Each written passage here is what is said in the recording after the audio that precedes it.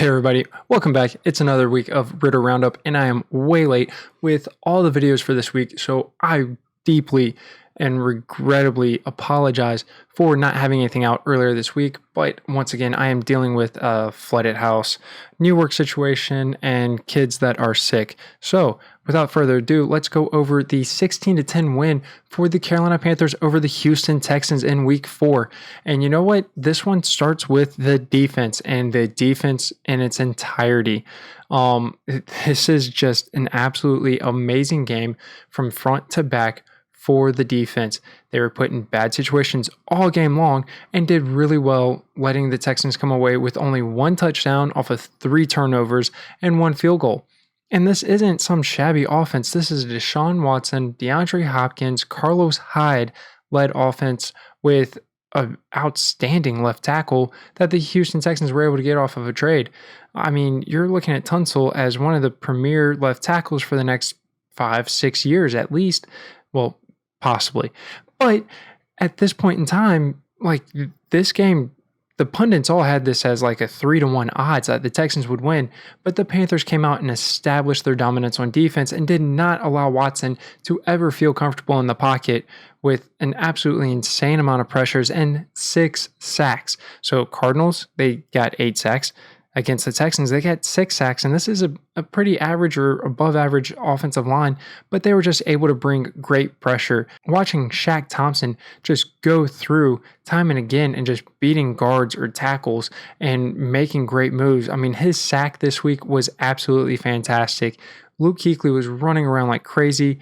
Actually, between those two, Shaq had more tackles again, this time leading the team with 12 tackles. Luke came in with 8. Absolutely amazing game, though, from the front to the back. James Bradberry, 5 catches and 41 yards for Nuck against Bradberry. Absolutely fantastic game for him. We did miss having to Action Jackson out there in the secondary, and we missed having him out there because there was just sometimes we needed his speed to match the receivers. Luckily, our front 7 G2X got there, got the quarterback off his mark, and he was unable to complete 2 really long passes that just broke in coverage, and we didn't have to pay for those. That was luck, but it was good. Cockrell did very well in several other respects of the game. I mean, his discipline was great, especially on that razzle-dazzle in the second quarter where it's a backwards pass. So go through, try and...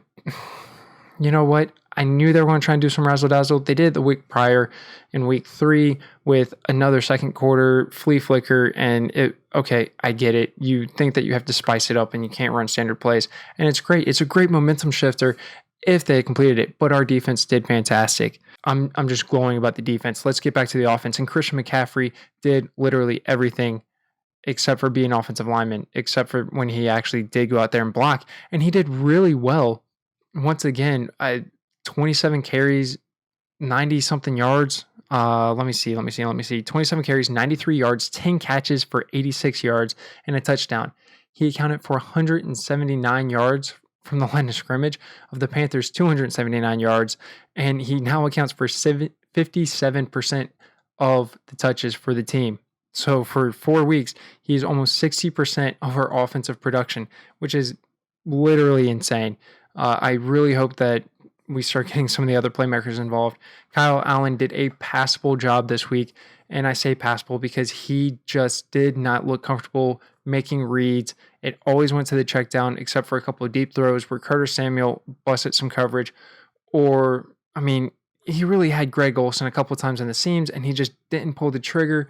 I don't know if he didn't see him or what happened, but I wish I could have seen a little bit more from Kyle Allen. He kind of limited what the other playmakers could do getting into that game. The offensive line looked a lot better. Greg Little out there on the left, I was very pleased with the way that this game went that way. I'm not too happy with Christian McCaffrey getting just absolutely dragged through the mud, but that's something for another day. You know what? I'm way late, so I'm not going to drag this video out any longer. I really appreciate you guys stopping by. I'm going to put up the prediction video here in just a few minutes. Thank you very much, and y'all have a great time. This has been Ritter. See you later.